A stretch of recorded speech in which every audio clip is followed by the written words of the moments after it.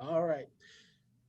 Hi, everybody. Tom Davis back again, recruiting coordinator with Student Athlete World.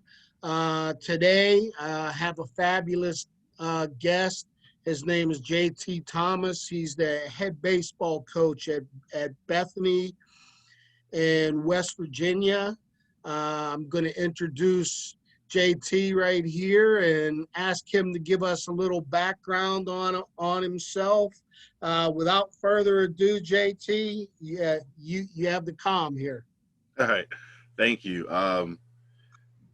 As you said, my name is JT Thomas. I am the head baseball coach at Bethany College in Bethany, West Virginia. Um, just to give you an idea of the location, we are sandwiched between Weirton and Wheeling, West Virginia. We're about an hour, 10 minutes from downtown Pittsburgh. We're in the northern, the Panhandle of West Virginia. I've been here since November of 2018. So I've had one full season here.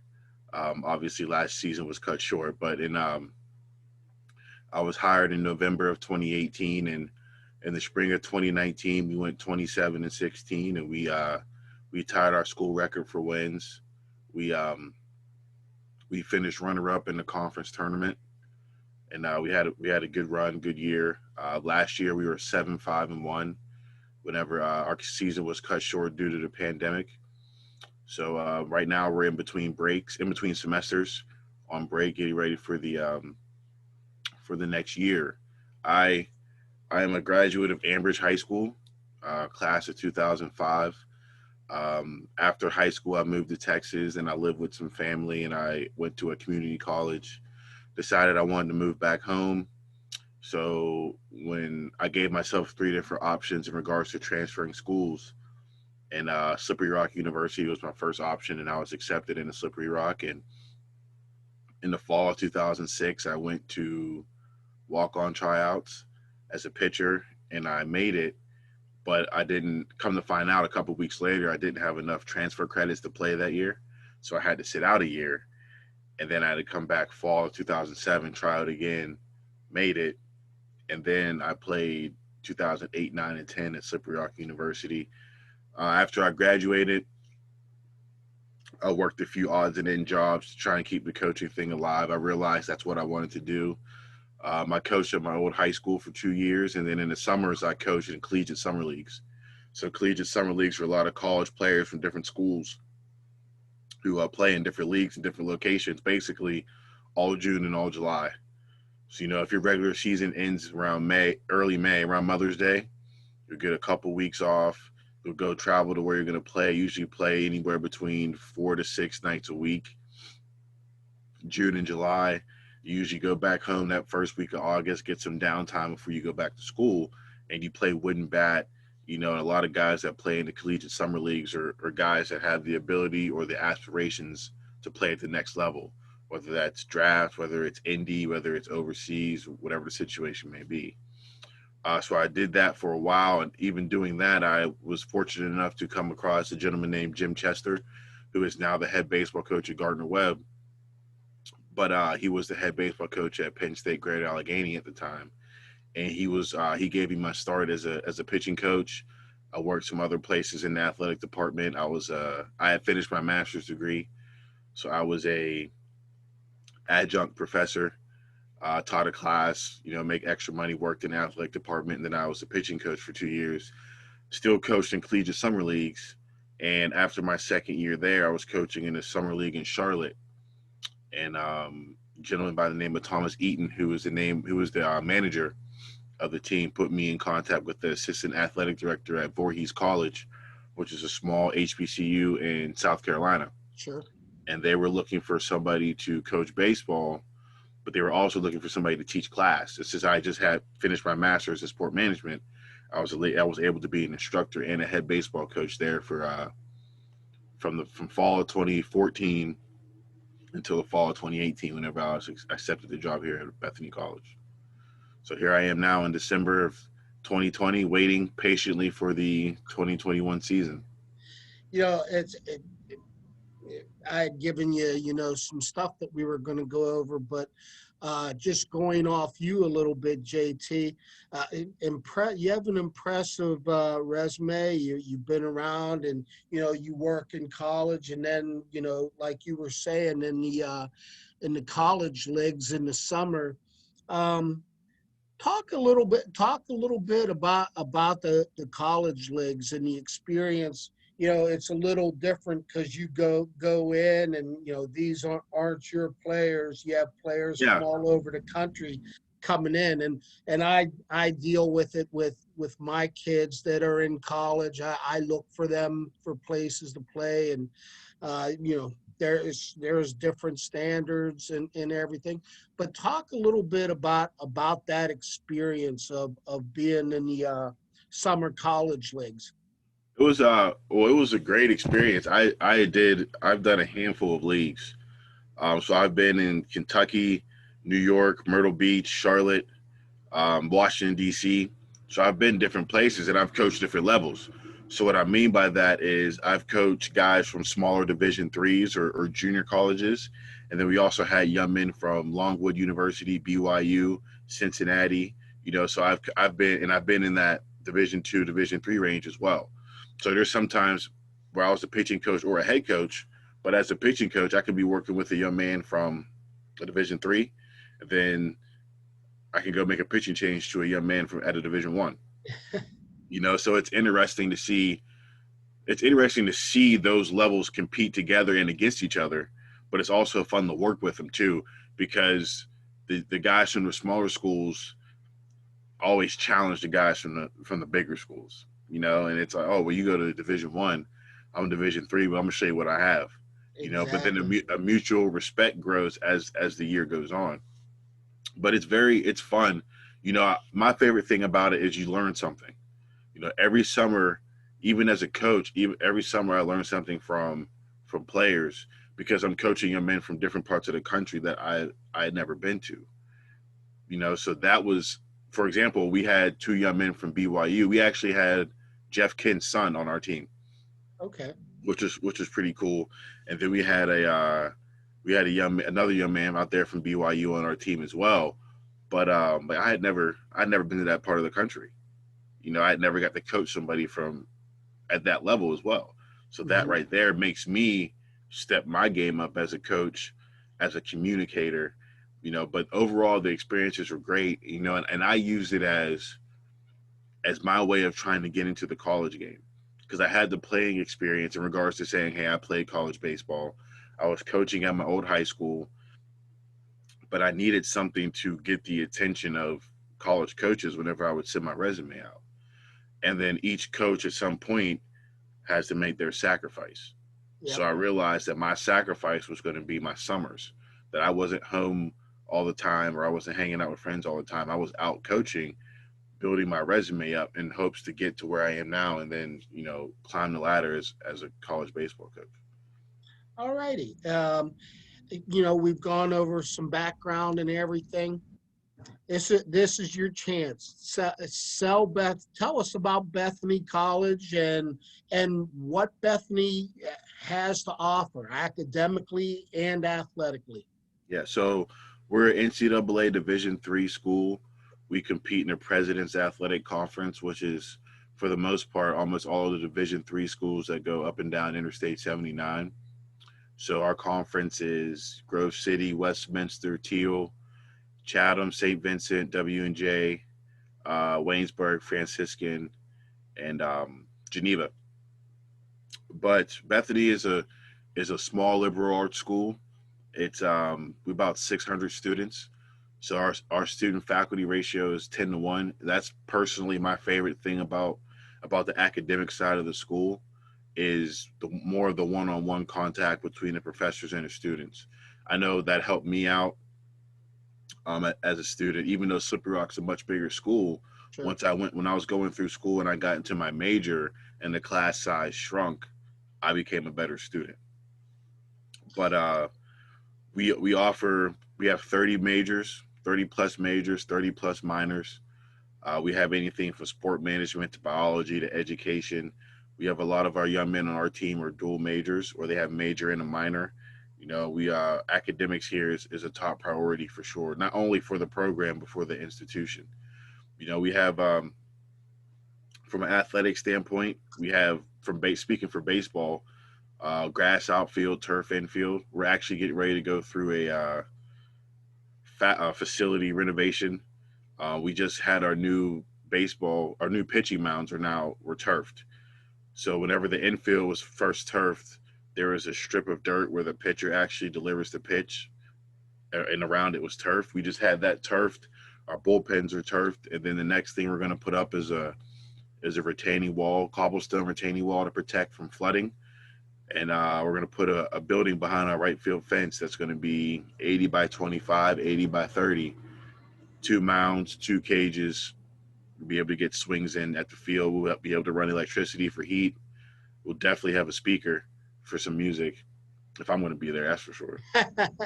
But so we're going through some facility upgrades as well. But the institution is a good institution. You kind of, like I said before, you get the one-on-one feel, you get the family environment, and you get the support not only from faculty but from your students. So what I mean by that is about 65% of the students here play a sport.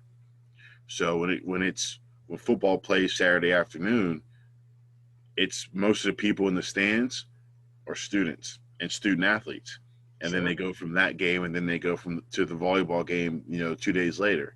And then whenever hoops comes around, so whenever it's our turn in the spring, we've been to everybody's game, so now they got to come to us, But that happens, Whenever, like I said, I've had one full season here, but the crowd support was great. The social media following was great. We had a lot of support in the stands. And as the year went on, I don't know if it was the weather, but as the year went on, the more we won, the more heads popped up in the bleachers, And then not only was it, family, that's expected, but we had students there, student athletes from other sports, and we had professors that were in the bleachers, and it was a good family like environment here. And I think that's one of the good things about Bethany. One of my favorite things about Bethany is the small town feel. Everybody knows everybody, which means everybody is willing to help everyone, because it takes everybody. It takes a village, and that's one of the things with that you get with Bethany College. That's very interesting, and I'm right there with you. I know as a coach, it's when, like you were talking about, the 60% of the people are athletes, and that. And I know for you, it's got to be exciting to sit there and get to meet and interact with athletes and other sports and everything, know their name and stuff like that. I mean, two thought there are people that just love the big colleges and everything. And yeah, and unless you're big time, you're basically a number there. But I think it's so important that people understand, eh, the advantages of knowing all your professors by name, them knowing you by name, knowing your coaches, and your coaches knowing all your players. And it's like a tight knit family. And we had talked before. I didn't know that you were from Ambridge, and all of a sudden that's where my dad grew up, on 14th Street there. And that community there is very tight knit community in western Pennsylvania and stuff. Well, that's awesome. We're going to go a little bit into the recruiting stuff now.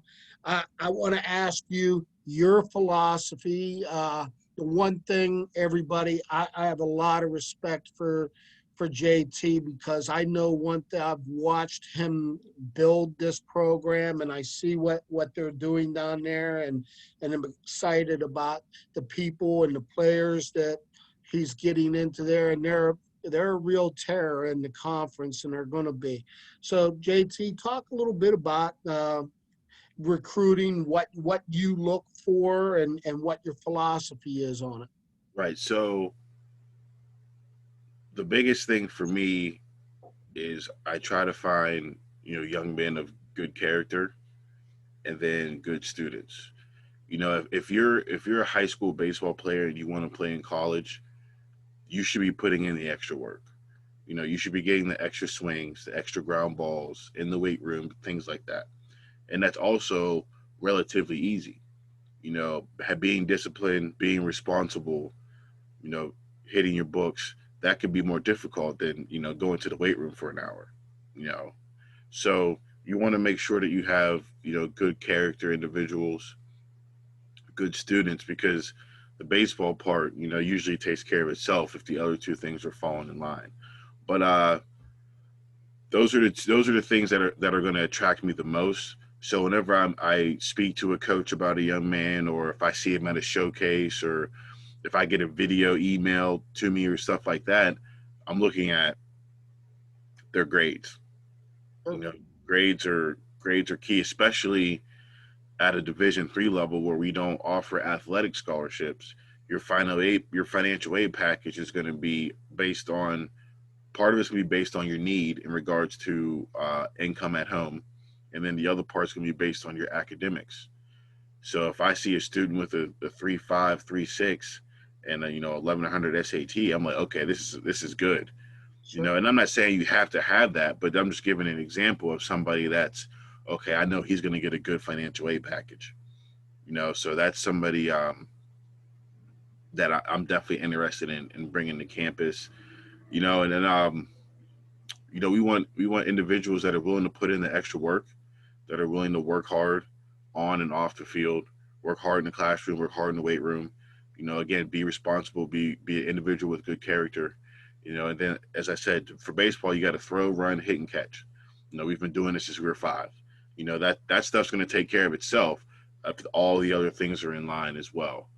So when it comes to recruiting, you know, there's different avenues. You know, I've received phone calls, I've received texts, emails, Twitter DMs. I've been tagged on Twitter posts, you know, all that kind of stuff. And speaking for myself personally, I look into it. You know, I look into it all. You know, from the video. Okay, this person has showing the ability. Okay, this person can perform. Okay, now let's see their grades. Okay, 3.1. Okay, now I know this person can get accepted in the school. You know, see a 1,000 test score, for example. That's an accepted student. That's somebody that's going to get a pretty good financial aid package. Then we can start to communicate about setting up a visit and coming to campus. Whenever they come to campus, they'll meet with admissions. They'll go on a tour for about 45 minutes through campus. They'll come back, and then they'll talk more with admissions about the application process. We have scholarship day where you can come in and you can interview, you know, for your merit scholarship. Depending on GPA, we talk about presidential scholarships. Again, depending on GPAs and test scores and stuff like that. Then after that part, you know, depending on what time of day you come, we might grab lunch upstairs, and then we'll tour the athletic facility. So we'll take them to our weight room, which was recently renovated about a year and a half, 2 years ago. Then we'll go to our rec facility, which is right next door. And to kind of give you an idea what it looks like, imagine 3 indoor basketball courts with a track going around it. And then we have protective screens all around. So we have an indoor facility where track, volleyball, basketball and volleyball have the main gym, but you know, track, softball, baseball, lacrosse, different sports can use this facility to practice. And then when you go right outside, our football field is there. So speaking from a baseball standpoint, we can do live at bats on a Saturday, which is a little bit of a longer practice.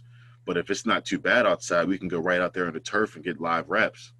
You know, again, if it's not too cold, you know, if it's 40 degrees, you know, 37, 40 degrees, you put some sweats on, you go get 2 buckets of fungos and come back in and get ready to hit, warm up, and get ready to hit. But if we don't have to go to the field, because our field is on the other side of town, you know, it's not far from, it's on campus in a sense, but it's about a mile away from our practice facility. But we don't have to go down there for that. We can go right outside on the football field, and then having a turf infield and a turf football field, the reps are more realistic.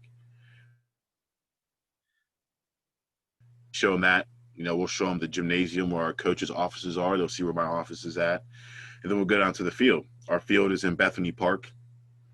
It's It's a park, has a little playground area, basketball court, and a few pavilions. But then you'll see our ballpark is there as well. And as I mentioned before, with the facility renovations and things like that, it's going in the right direction. That's awesome. Awesome. You know what? I have to come down. I want to see some of the thing and tour campus. I haven't been to Bethany in a little while, so I will come down and set it up with you to sit there and go and tour and film and do some stuff. Like you were talking about, your different aspects that you get recruiting wise. I mean, I see you all over the place at showcases and talk to you there and send you stuff on players and everything like that. And like I said, you're very responsive and open, and it's so funny how you say stuff. I mean, your first thing, Tom, what kind, I like the player. Okay, kind of character do they have, or yeah, and give me what kind of student they are. At Bethany, from like you're saying, at these small schools, um, if you have character flaws, that's why it's really big. I mean, they'll get exposed, down Yeah, there, yeah, and that's in a that's one of the heartbeat. things. That's one of the things about being at a smaller school, not only from a character standpoint, but from an academic standpoint. Not only can I reach out, not only can I get in touch with, um, at the academic side of campus, they can get in touch with me, whether it's walking to my office or sending a quick email. And I jump on it as quickly as possible. As soon as I see it, I'm on it. But like I said, whenever you're not just a number. You're a name. And I always tell recruits that whenever you get your gear, all the guys, even when I played, love getting gear, right? So even whenever you wear that hoodie to class, you wear that hat to class, there's a responsibility that comes with that, because I tell guys, you'll be able to write your own script for your character. Whether it's good or bad, it's up to you, but I'll be able to hear both. Yep. So if you're doing what you're supposed to be doing, I'll hear that. But if you're not doing what you're supposed to be doing, I'll hear that too. And we all know that message is always travels quicker than somebody that's, usually you don't get applauded for doing what you're supposed to do, but when someone's not doing what they're supposed to do, it happens. I get it immediately. So it's up to you to how you want your script to be written, because these advisors and these professors and your coach, when you graduate and you're going for a job and you put in your resume and you have to put down some references, you're going to put the academic advisor you just had for 4 years, the coach you just had for 4 years, and maybe one of the professors you had consistently for 2 or 3 years. So right there's writing your script, and it's going to come back full circle.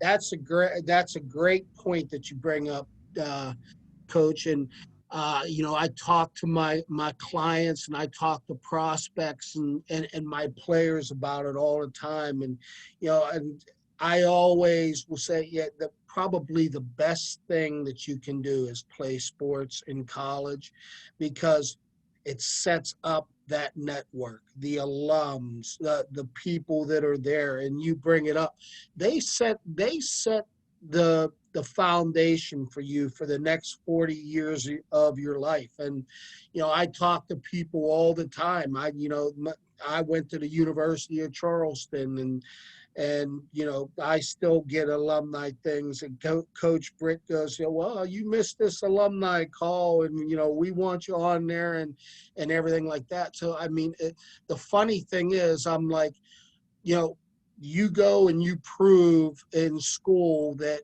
you can do it, and you're a player.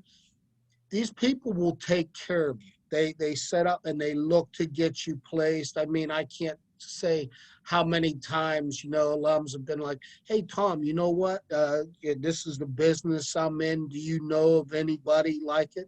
And they do. They will. They'll look out for you. So, and I think that that's probably one of the best things at small schools, is that you get to know people personally, and they get to see that script that you've written, and go from there. want to get into now a little baseball aspect of it. And I love hearing everybody. I had Addison Rouse on here uh, before, and he's kind of unique. He can get out there. He gives his players a lot of leeway and everything from from watching him. I've watched their games. I actually we played against them with the Appalachian Aces when I was involved there, and high school kids playing the D2s and the D3s and all that in the Yeah. fall. Your philosophy, Coach, what is it that JT Thomas, the things that you believe in and you try to sit there and build through your program? The biggest thing for us is to establish a work ethic. We want to establish a work ethic, and we want to do things the right way. So, um, from a philosophy standpoint, when I recruit, I want pitchers and hitters. That's what I want. I want pitchers and hitters. But what we want to do as a team, we want to establish a good work ethic. We want to do things the right way, and I give my players some leeway as well. Um, and that comes from their work ethic, and it comes from trust. If I Sure. if I see players and us all consistently putting in the work, consistently putting in the trust, not only within from coach to player, but and player to coach, but within each other for the player standpoint, and I see the confidence that's growing within their work ethic, coming from their work ethic, then I'll give them some leeway. Whenever I interviewed, one of the things that the players wanted was they wanted a player's coach. That was one of the things they made apparent. They said we want a player's coach, and I said, well, I can do that for you as long as you understand that there's certain things that I'm not going to budge on. So Those non-negotiables. right and I'm almost certain that every coach has the non-negotiables. So but there's times one thing for me is I like to communicate and I like to talk to my players, whether it's in the dugout during the game or whether it's practice or whether it's in the weight room, just to get an idea of what's running through their mind and why they may see things a certain way. And then whether we may see things differently. But if I have an understanding of why they see it that way and they can understand why I see things one way, we can still communicate, even though it's two different avenues. We're still working for the greater good, which is for us to win the game. So there's a bunt scenario, and I'm like, oh, we're gonna put the bunt down. And they're like, Coach, come on, and I'm like, non-negotiable right now. I But hear you. there's sometimes where it's an arguable, bunt situation, and I Hmm. might let the hitter swing. Depending on who the hitter is, depending on who it is, the inning, the score, the game, it might happen. But that's the flexibility in the leeway. That's the trust that I'm saying, hey, look, I'm gonna trust you to swing the bat. And it also depends on what part of the game it is. In the third inning is a lot different than the seventh inning. Sure. You know what I mean? So there's a lot of things I give the guys some leeway, but um, we have my biggest thing is I want the guys to have fun. And just because we're at practice early in the morning or we're in the weight room in the evening doesn't mean we can't have fun. So if we're hitting that day, we'll turn the speaker up. We'll play. The guys give me the speaker on Thursdays because I'm old, so I get to play all the throwback stuff from whenever I was in high school and college and all that. But we have that going, and we've had competition workouts in the weight room, and I think we're going to get back to that hopefully here in a month or so whenever we come back to school. Just trying to get everything rejuvenated, get back in the swing of things, but to add some excitement to it, because navigating through COVID it's been different. There's been challenges, but there has been nothing that we couldn't get over. But whenever we come back, we have to get rejuvenated. Realize, hey, we're gonna be playing here pretty soon. We need to get back in the swing of things. But kind of as Coach Robinson said, I give my guys leeway as well. To a certain extent, but again, that's what they asked for. And I have no problem with doing that. But again, it's only going to go so far. Yeah, it comes through trust. Um, One thing that I picked up on, having fun. Sounds like you do a lot of competitive stuff in practice to get people to compete and everything for rewards. I mean, I can remember when I was in college.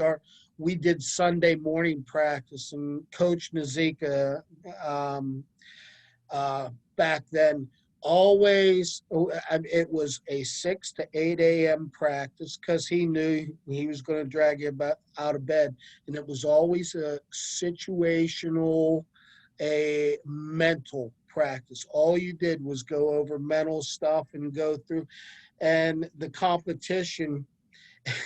He was very old school, JT, and people would come in. It would be funny in the fall, and their spikes would have white on them, and he's like, no. So what our practices were for buying kiwi, and that was to take all the white out on the spikes. And then he's like, he went back to a time. He's like, well, hey, Ty Cobb wore all black spikes. That's what we're going to do and everything. And it was fun. I mean, you know what? They were probably, we used to hate them, but they would be our funnest practices because it was a competition. The one thing you didn't want to do is spend any of your money, buying kiwi and all that for the team. But, it would add up, and we never had anybody that couldn't use kiwi and everything. Getting into the baseball thing, uh, your philosophy, do you like to sit back and hit? Do you like to run? Do you like to, play small ball? I know you went over some situational stuff and everything like that, but being I understand you're Division III. You're not going to get all those big bangers and all that, but you're going to get kids that can square the ball up, drive it, and Yeah, everything for like sure. that. So, from your standpoint, do you feel that, like at the Division III, that it's more of manufacturing and being able to be a situational team instead of a Mississippi State that's going to bring up those four bangers in a row and let them swing? I think it's going to be dictated on the team you have. And not only dictated on the team you have, but dictated on the player that's up in that situation. So what I mean by that is in 2019 we finished second in the conference for home runs, and we had a player that led the conference in sack bunts. You Wow. know, you know what I mean. So it depends on the player. It depends on the situation. It depends on you know a lot of different things. So I think that I'm both because I have some old school in me, if that makes sense. So we'll definitely play small ball when it calls for it. We'll run. Especially if you have a team that can do it. Sure. If your whole team looks like me, you're not running much. But if you have guys that can move, then they need to move. If you have some good contact guys and you can hit and run, then you have to do that. But if there's a situation, I'll tell guys if we have nobody on and 2 outs, I'll tell them, depending on the hitter, I'll say, hey man, go get one. Because if you hit a double, then we got a guy in score position. If you fly out, you get good barrel, that's going to build some confidence for the next at bat. Then if you get one, then hey, we scored a row with 2 outs. Sure. So So I mean and that's good. I like what you're saying. I mean, Division III, is more so of, you bring different types of players in every year, and it's not like Mississippi State, okay, or LSU or A&M and M and all.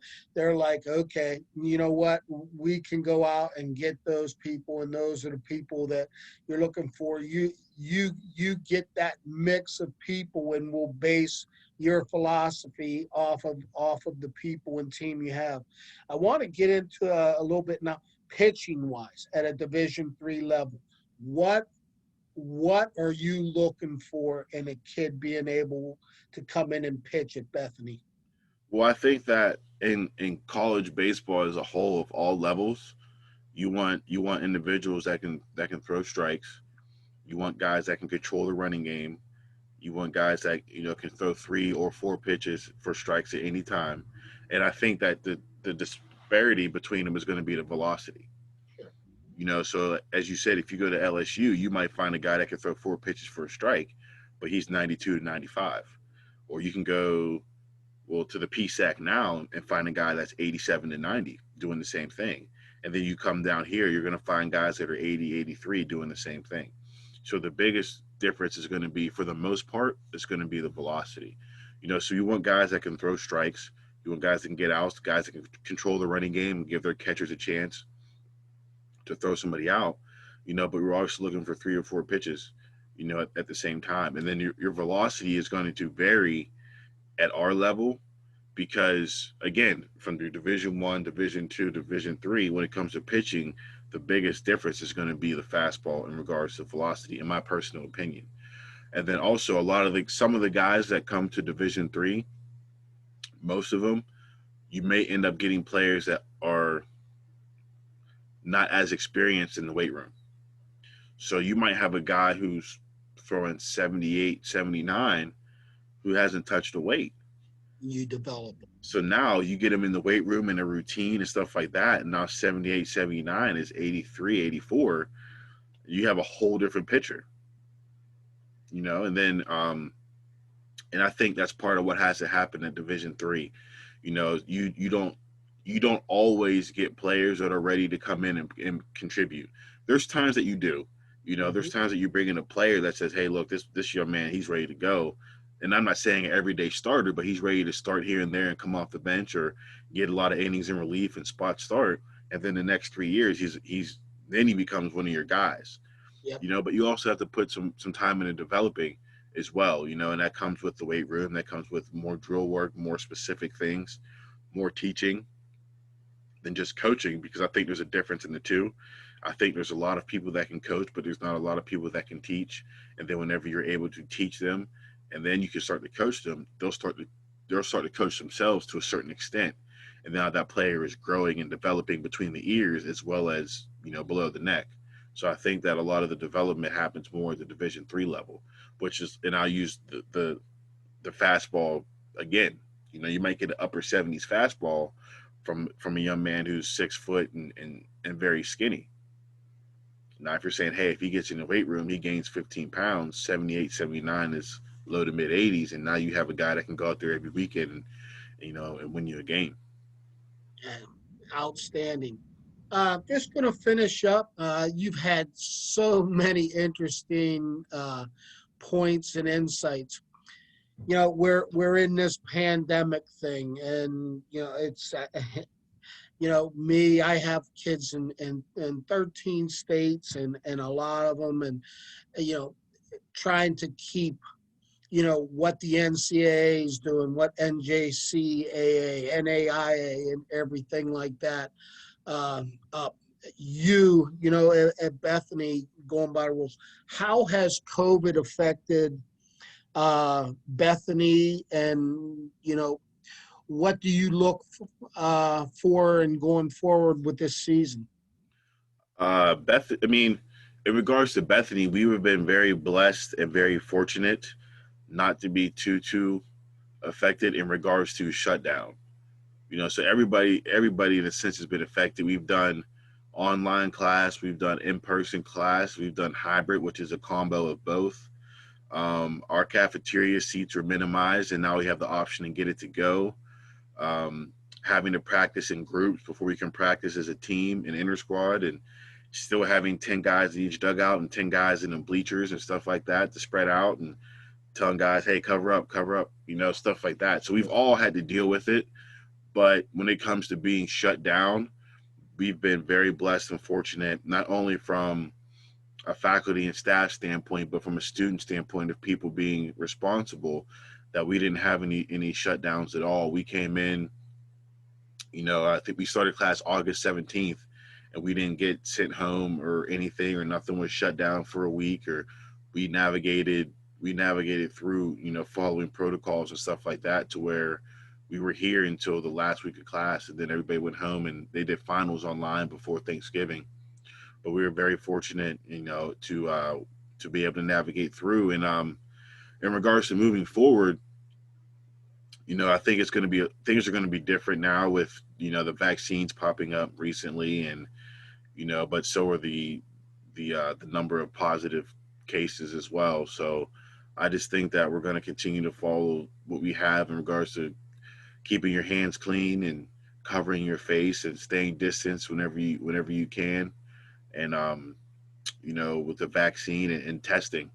I think the biggest thing that I've learned in regards to college athletics and the pandemic is the pandemic is causing teams or conferences or what have you to not play, but it's also affording test. Being able to afford tests is a lot of reasons why there's some people not competing either, or not competing until the spring. So there's that's one of the things that's important too. That having the test, the social distancing, and then with the vaccine coming out, I think we'll be able to compete. I'm expecting to compete. I know that for sure. So I'm not too worried about it. I think it would cause a huge outbreak, on a campus to not compete. So as long as we follow the protocols and do what we're supposed to do, I think we'll be in good shape. But there's going to be some adjustments. We're probably whenever we travel, we're probably going to have a travel roster size limited, and I don't necessarily know if we're going to stop for meals anymore. We might have to take meals with us and then come straight back to campus. And, depending on what time we leave, do we need to be there as early as we normally do? Or, so I'm sure there's going to be some adjustments and stuff like that. But I mean, that's, you know, it's almost, a part of life in a sense. You're Sure. going to have to adjust, you're going to have to change, and it's usually we didn't think of it being around a pandemic, but, it's going to be interesting, but you have to keep your head down and go to work, and that's all you can do, because especially because you're not the only person dealing with it. Exactly. I mean, I talk to all my clients. I'm like, this is the biggest adversity that you guys have faced and everything like that. And then, I always tell them, getting your workouts, staying focused, what, controlling what you can control. And you can't control everybody's, or the rules that get put on, but you know what, you can play by them. And I always say, Right. those people that work and get their stuff in, everything academically and athletically. I mean, because I've had some of my kids that they've been online learning, and their grades have dropped a little bit, and I'm like, guys, you got to pick it up. And they're like, well, it's so different, it's this, that, and the other. It's an adversity thing. Okay. Get your head straight. Don't look at it in a negative thing. Try to make a positive out of it. And Right. I would say the same thing from a recruiting standpoint. I think that it's very important for coaches, to go out to showcases, to go to camps, and to go to fall games and high school games and all that stuff. But you have to understand that every coach is not going to see every player. yep. But I'm willing to bet every coach has an email address.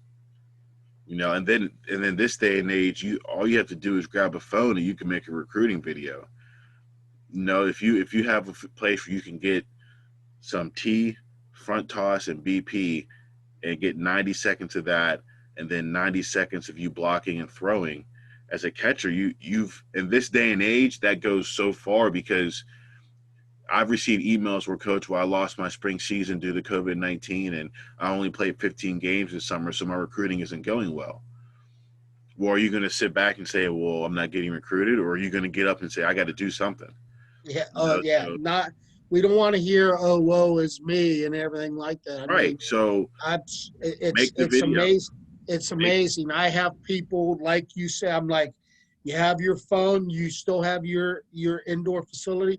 Get me updated video that because I it's so important, because I'm like, this is a way that they're going to see you right now, and this is the way that we have to do things. And it's, you just got to sit there and persevere. Um, Let me one final thing is, has it affected? Are you guys still doing visits? Can Yeah. So actually, I have a visit today this afternoon, but we're still doing visits, but we're doing visits in two types of ways. So the first way that we're doing visits is your normal expected way, where you'll come to campus, you'll meet with admissions, they'll tour you around, and then I'll take you around campus and we'll talk baseball and athletics and stuff like that. But the other way that we're doing it is we're doing virtual visits. So the way that you and I are speaking right now, a student athlete would speak with an admissions counselor, and the same conversation that they would get in the admissions office, they're getting virtually on Zoom. So now all you would have to do at this point is for me and the recruit to set up a time for them to come to campus. I'll show them campus, I'll show them athletic facilities, and we'll talk. And then that'd be the second part of the visit. Mhm. So now you're doing, instead of trying to figure out a time with admissions because they're only having so many visits so many days, you and I we can meet at any time, and then we could do it that way, and you just have to do your virtual visit online. So yeah, we're still doing visits. I think that we're gonna stop this week. Next week is Christmas, and then we'll start back after whenever school resumes after the new year. We'll start back with doing the official um, on campus visits with admissions and the coaching staff. But if somebody lives nearby and it's Saturday morning and they say, "Hey, coach, can I come up to campus?" If I'm available, I can show you around and we can talk baseball and stuff like that. Then you would just have to do your virtual call via Zoom, that way. Absolutely. Well, Coach, I appreciate you coming on here and talking about Bethany and talking about your program and everything that you're trying to do. Like I said, I'm praying that you guys get to play because I plan on going to a lot of college games and getting around to some campuses and everything like that. And anything anything that I can do to sit there and help you guys out, I have a lot of respect for what you're doing. And just feel free to call on me. I know that we'll be talking here in the near future. I know you've been contacting some of my 2021s that are still out there, some good kids that I sent you. So anything that I can do to help you let me know. I appreciate it. Thank you very much. And whenever this pandemic breaks, we'll get my brother to make us lunch. Oh, I can't wait. I say, yeah, he accepted. I see he's not the big social media guy and everything like that, but I'm gonna send him a message here and try to get down into Sewickley and all that Yeah, and see him. It'll be fun. yeah, And for sure. for everybody out there, JT is a Western Pennsylvania guy, as you see by the Steelers stuff there. We had a little uh, pre-interview Steeler meeting with just ourselves. So, you know what, JT, you have a great Christmas with your family. Appreciate it and stay in touch there, brother. I appreciate it. Thank you, and happy holidays to you and yours. Uh, thank you very much. Take care. You too.